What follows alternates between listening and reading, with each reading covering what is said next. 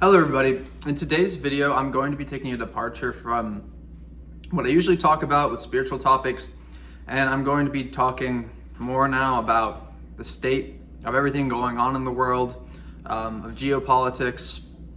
I think it's a very important time to do so with everything that is happening and going on. I'm also right now practicing in Kartikeya Sadhana, and Kartikeya Sadhana has to do with third eye and also has to deal with, he's the war general, so basically compiling all the information that you have and then going forward and carrying out what to do with all this. And so in my case, all this knowledge that I have from geopolitics and all this, what is it that today in the now, what can I do with it?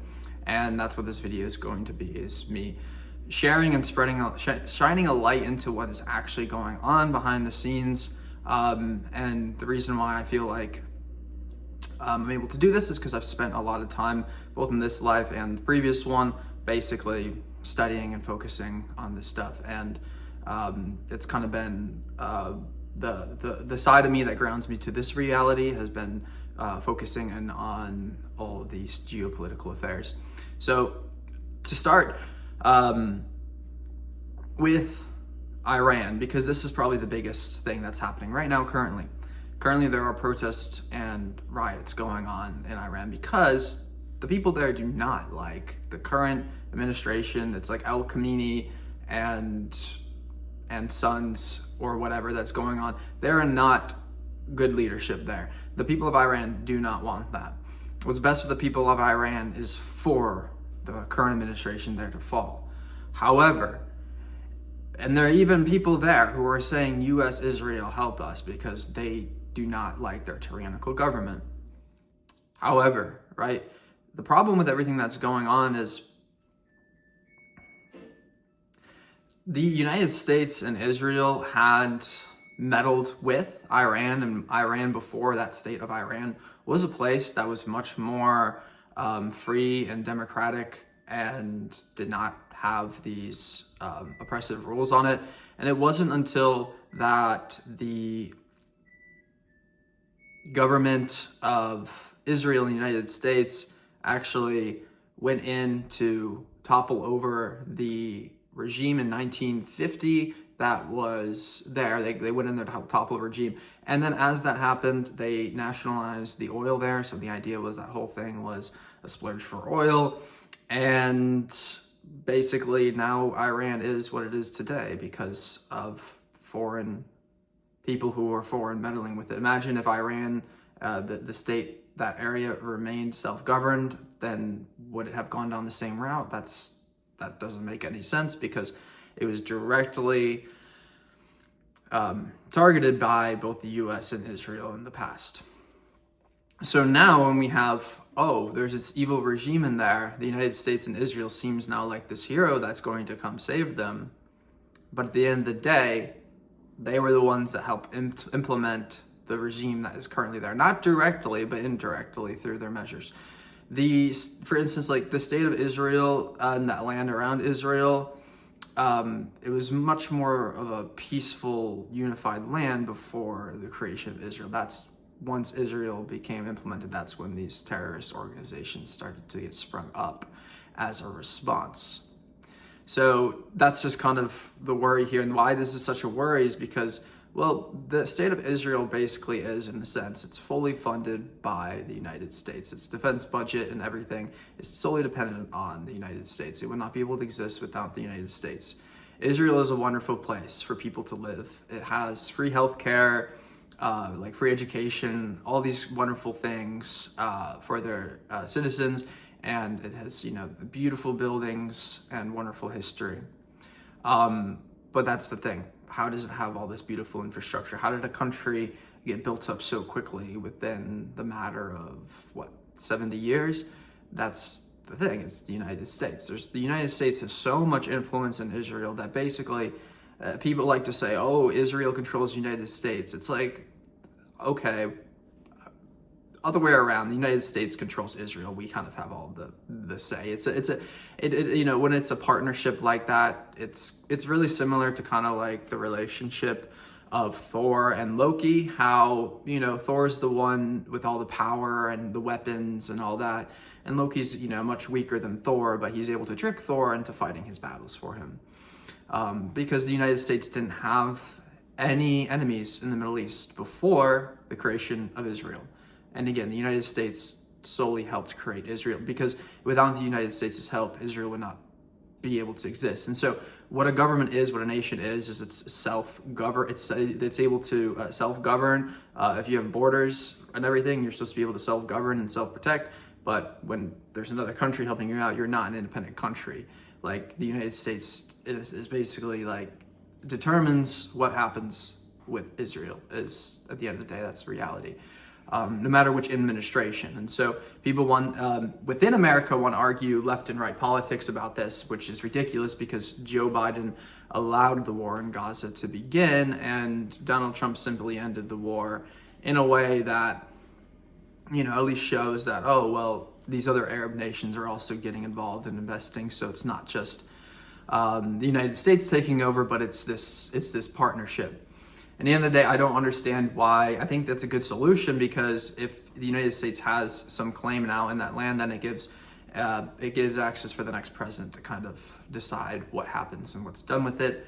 But again, it never should have happened and begun in the first place, because so many women and children were killed there. And I will go into the methods that were used and why that happened as well. And that connects directly back with here at home. So I've discussed a bit about Iran, what's going on. Like in summary, the people there do not like their leader. They don't want him out in there. But what is the solution? Is the solution that the West should take control over this place now? Are they going to select the next leader? At the end of the day, it's like these countries are going to have to claim independence and no longer be dependent on someone else. If they're dependent on another country, then the control is coming from another country. Two more tidbits to add on the global scale of things is that with Iran, Russia's number one ally when it comes to purchasing oil right now is Iran.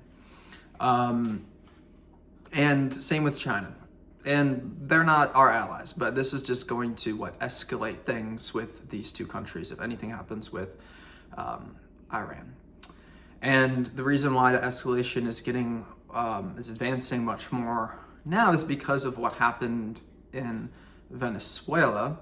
Because at the end of the day, China and Russia had influence in Venezuela, which necessarily isn't good for the United States, and they were purchasing oil from Venezuela.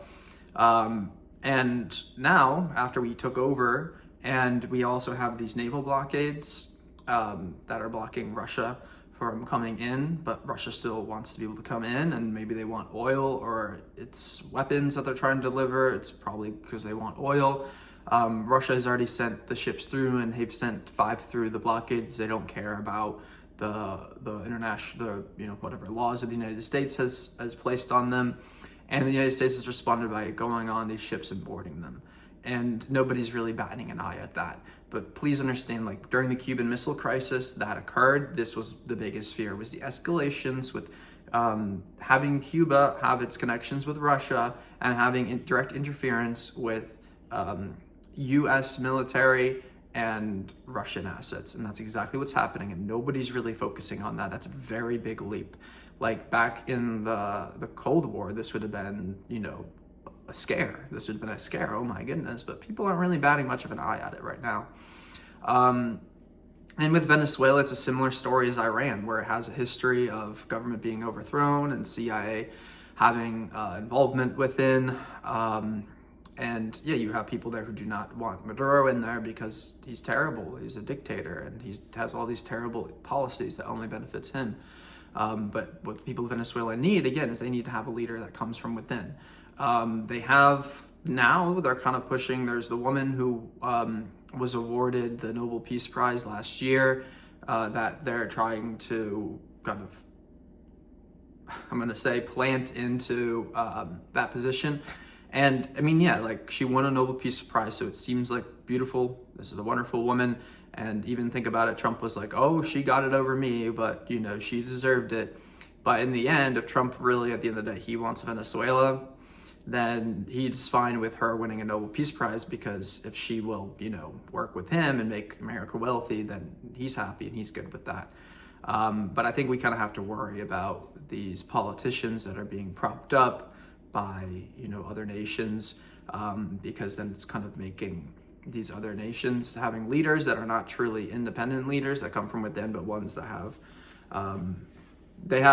dealings overseas. The problem with all of this is the United States is becoming a globalist entity. And before World War II, we were independent.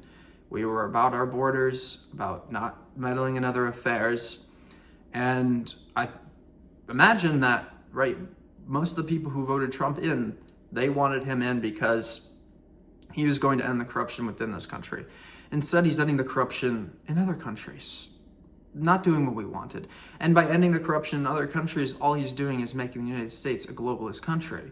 Because yes, we can go in and we can fix all the problems, but is that the point of the US to become, if we do that and we're the one that goes in and fixes everyone's problems, then we're a globalist leader, because the world will respond to us when it has problems instead of coming up with the solutions from within. So, that's the case. It's really difficult, though. Imagine that, like a country that might have to go through a really hard civil war to gain independence, or the United States can just go in there, swoop in, and steal the leader and save the day.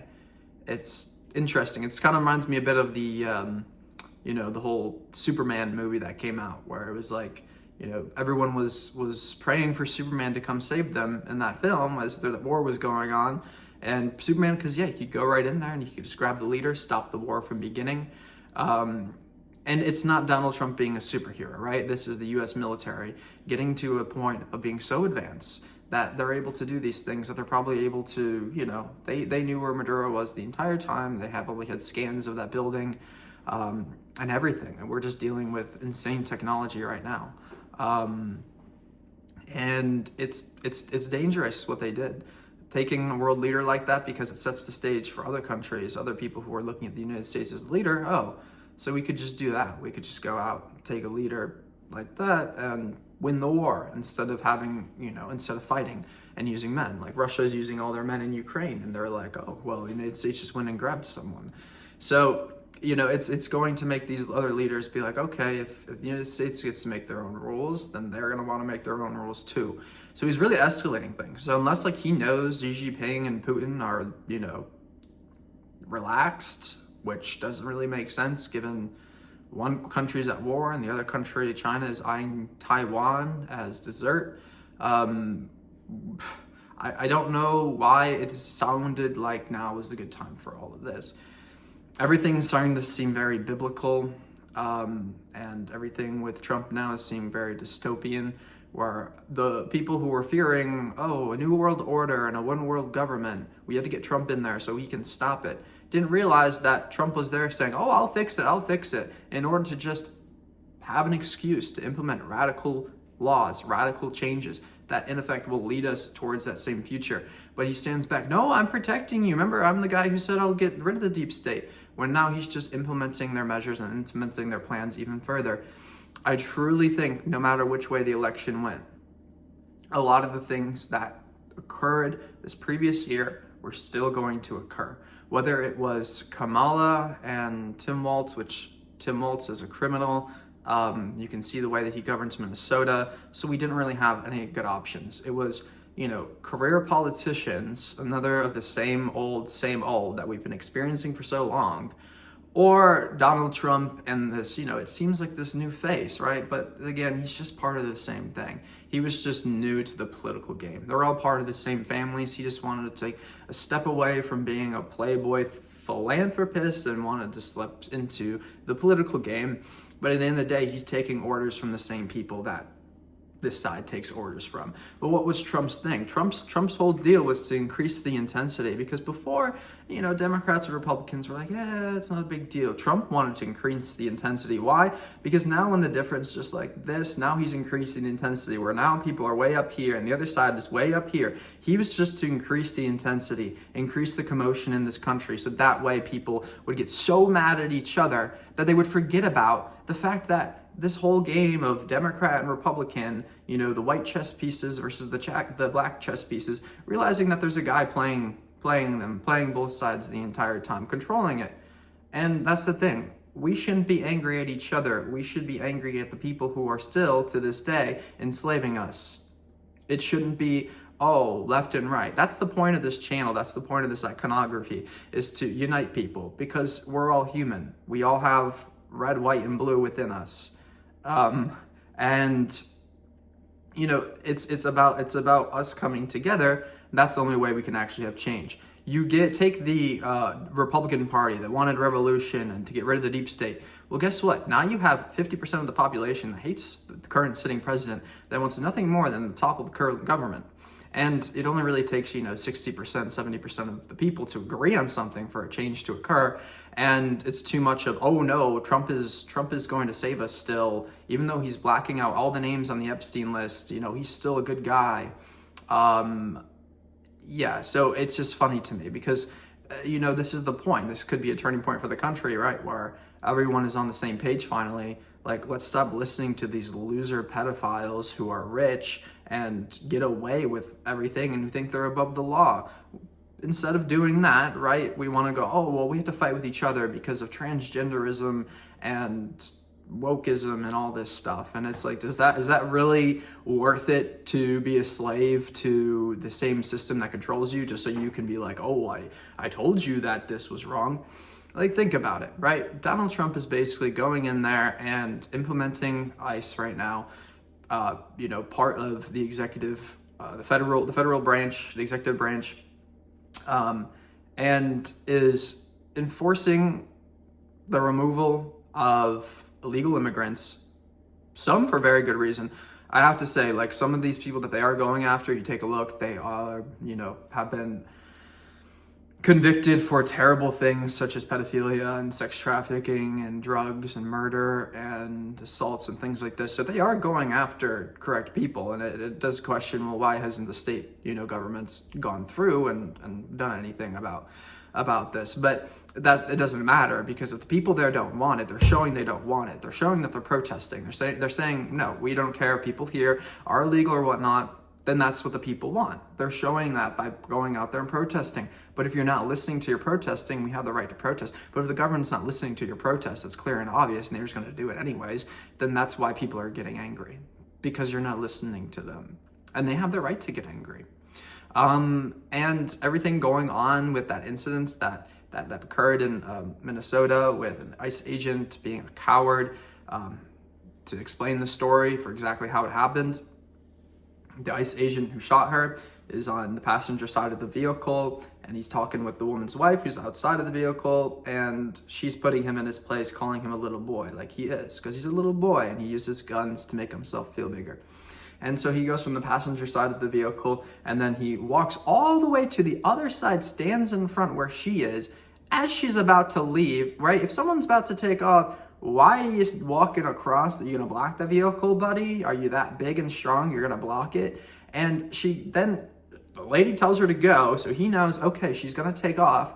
He stands there, she reverses, he stands there and has his phone recording in one hand. That's dumb, because that's reducing your mobility. And then grabs out his gun in the other hand and shoots her not once, but 3 times, 2 times on the side of the vehicle, which doesn't make any sense because he was out of harm's way, and then he just wanted to make sure that the bullets got through, I guess. And then people say, oh, well, he got hit. He didn't get hit. He was walking right after it. Oh my gosh. And this is the thing. The ICE agent is the one that puts himself in harm's way, that knows that, hey, I put my life in danger. And then he kills an innocent bystander, an innocent woman.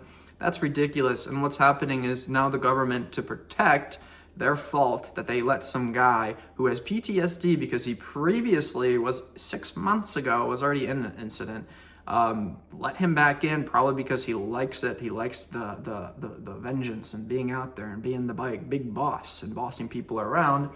So threw him back in. He shouldn't have been back in there. He does something like that, and now the administration wants to sit there and defend him because they can't admit the fact that, oh, we made a mistake. We shouldn't be doing this in the places that people don't want it. At the end of the day, if there really is illegal activity and all that in these states, let them figure it out. That's it, right? Why does the federal government need to get involved? Let the people figure it out, you know? And what is very annoying about this whole thing too is with this, none of this would have happened, right? If Joe Biden and the previous administration didn't have a policy of just having a wide open border, allowing people to slip through. There were instances that the border agents were lifting these gates for people to get through. Didn't really make sense. And so it's like, if that previous administration didn't do that, then this would not justify this other administration making these changes, making it seem to me, are they working together? Because what I think is pathetic is Trump is getting nothing done with this ICE stuff. He's just reversing the policy that the old administration did. So they're not really doing anything. There's no progress. Biden did this, so Trump is just going to make it like this and even everything out. And to me, that's like the least of my concerns. And it was something that I didn't want to vote for Trump because I thought back and I was like before all this was happening, he said, oh, he wants to deport everyone. Well, how do you do that? You have to physically go in there and remove people. And I'm like, people aren't going to like that. And I'm like, dude, maybe you should just drop this one thing because it's not going to work because people aren't going to like it. And what's very worrisome about it is once you have the federal government, throwing out federal agents and doing these drills, right? It makes it so much easier for now them to see what worked, what didn't, and then to do it again. And now they have the game plan, they have the battle plan, and they have soldiers trained. So now whenever either this administration or the next administration wants something to happen with federal agents going into, going into the states and going into the cities, they have the authority to do it. They have the know-how to do it. And I think that's very concerning. I think people are becoming mindless drones when they just accept orders without questioning whether or not it's should or should not be done. And it gets me worried because ultimately when we have, this is the final thing I'll talk about, and then I'll get a bit tired of talking. When it comes to artificial intelligence, and G.D. Vance, to tie G.D. Vance into this previous story, he's the main one in question where he is being a complete buffoon, embarrassing himself, saying that this woman was trying to run over this ICE agent and he acted in self-defense. Okay, you've lost, what is your real name? It's like James Donald is his real name. James Donald Bowman is his real name. Yeah, you've lost all chances at winning in 2028, buddy, after saying that chivalry is dead. And I think it's absolutely pathetic that he's going and protecting and saying, if you mess with one of our federal agents, you'll die. That's basically what he's saying. And I'm like, okay, you're never going to see office. Okay, you're going to be VP and no one's going to vote for you. And I'll make sure of that. I will make countless videos before that election to guarantee G.D. Vance does not get elected because he is dirt. And I can explain that even further with Palantir. Okay, G.D. Vance graduates from Yale. Before Yale, nobody. He meets and falls in love with Peter Thiel at Yale, becomes a venture capitalist with him. And we can just pause right there because I can go ahead and expose Peter Thiel's venture capitalist that he and G.D. Vance put together. One of the companies he invested into is Black Sky.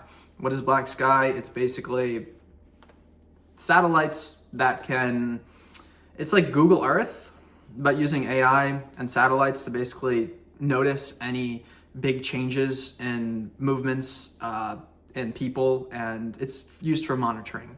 So like a bunch of people walking for a protest, they would be able to recognize that. So that's the kind of stuff that he invests in. And then we also have Palantir. Palantir is the company that goes in, uses social media, and uses surveillance to, and surveillance means your own phones, by the way, to find out military targets to take them down. And they were testing this out in Gaza, and it was working terribly. Why? Because women and children were getting killed. So clearly our weapon systems weren't working. And the co-founder, he's not just the investor, but co-founder is Peter Thiel. And Peter Thiel made G.D. Vance's career when G.D. Vance was congressman or whatever he was in Ohio. I don't follow G.D. Vance's career. I don't know anything about him. What kind of got me on the side of Trump was the assassination attempt. I'm like, well, somebody's trying to get him out. Maybe he's in the right. Maybe, maybe he really is in the right. Maybe there was some other country going after him, and if another country is scared of him, maybe it's good that he's in office. But it's kind of clear that he's just following the game plan. He's scared to do anything differently. And yeah, when it comes back to Palantir and J.D. Vance, like, it's enough said. Like, if his career is built off the back of this venture capitalist, it means that he's owned by this venture capitalist, and this venture capitalist is Peter Thiel, and he's obsessed with the Antichrist, AI, and using AI to kill people. This is dystopian RoboCop, Terminator territory. That's why it's like, okay, let's not play these games. Either way, though, this is the thing. If Kamala had won and that administration had won, it wouldn't have been Palantir getting all that money, and this money is, the money that's coming from Saudi Arabia and the oil money and all that. They're actually the first ones who are going to be purchasing Elon Musk's AI humanoid robots. I don't know, are they making an army, or are they just making a theme park? Who knows? But yeah, that the whole AI infrastructure bill, Project Stargate, that is, both has a Japanese investor, American investors, and all that, is something that's basically going to introduce AI infrastructure in the United States, which means increased surveillance. It means cameras that can recognize our faces. It means things that we interact with in our environment that are technology and that are customized to our liking, because it means that they'll know things about us. Things that'll connect with Google Glass and all this kind of stuff. In order for these changes, though, to be implemented, there has to be a big event that triggered for people to then accept the new reality that is, and accept that this is why we need to have these changes. And that's something I fear. What I was saying before is, either way it went, though, that oil money, it would have went here towards Project Stargate and all this. If Kamala had won, it probably would have been something under a different name, under a different guise, and that money would have went to the buddies in Silicon Valley, even still, but more so the people of Bill Gates and Zuckerberg would have taken that money and maybe would have gotten more distributed that way. So it would have been a different future, but still very much the same, carried out in a different way. Still having AI infrastructure implemented, still having a globalized one world government, which is what the West is currently doing, what the United States is doing when they're threatening to take over Greenland. And we already have Alaska. If we have Greenland and Alaska, we have this much of the Arctic Circle. The Arctic Circle, there are a ton of minerals and resources up there, and as it melts, it becomes more and more valuable because there's more and more resources that are beneath the surface. That's what the United States really wants. He says, oh, Russia and China are up there. Yeah, they're up there for the Arctic Circle. That's why they're interested, if they were actually interested, in Greenland. But yeah, that's the idea. Alaska, Greenland, now we basically have all Western control, because the last place of Eastern control of China and Russia was Venezuela. Taking out that was strategic. Now you have Greenland, you have Venezuela here, and that would just basically be, okay, nobody can really touch us. We have the part of the north and all the way to Venezuela as control.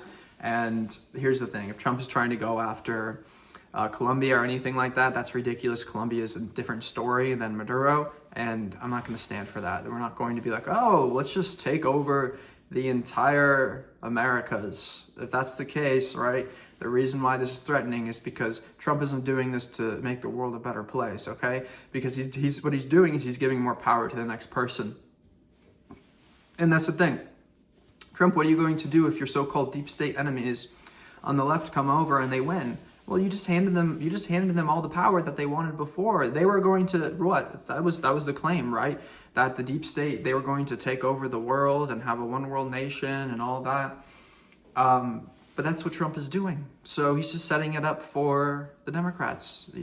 And it's just a game. It's like putting the blindfolds over people. Guys, Trump is going to do the right thing, even though he's doing exactly what he said he was going to protect us against, which was tyrannical rule and foreign influence. And all that we get is foreign influence and foreign investment and tariffs, and this is how we're making our money. Instead of generating wealth from within and being independent and saying, we don't care about the debt, let's just focus on us. He's just increasing our global affairs and increasing, tentacles of the United States, making us a true global dominant power. And the cards fall very simply, because with Iran, after Iran is gone, that's the last superpower that opposes the West in the Middle East, and that basically gives Israel control of everything in the Middle East, because Iran is the power center that supplies the weapons to all the, pop-up terrorist groups. And so really this happens, which again, it's a good thing to end terrorism, but it's the reality of a Western-dominated world, which my biggest concern with all of that, to tell you the truth, is because of how hard it was for me to come across Dharma and Hinduism and all these topics, and Kali and understanding Krishna and all of these other deities and these connections that I've made. It's been so difficult to understand that and to connect that to other people because the knowledge has been so hidden. And I'm thinking, if there's a globalist government and they're in the business of hiding very virtuous dharmic information, then that's why I'm concerned about it, is because the more and more that we close up the lens and we have all the power centralized, the less power we give to ourselves, we give to the people. And at the end of the day, the solutions to everything is very simple. Like in Iran, they're doing the right things. They're out there protesting. And if they realized that they could take over, they wouldn't need, you don't need the United States' and Israel's help. They could do it by themselves. It is a bit challenging because, Iran has a bigger military, but it's a pretty small military of people who are actually willing to fight. So yeah, that's really what I can leave the video with, is in order, the pursuit of freedom, it's finding your own inner freedom and realizing that we don't have any actual, controls. Those controls are illusory. And yeah, the real power is with the people. If you just ignore that power, the elite power, that's how easy it is. Just act like it's not there.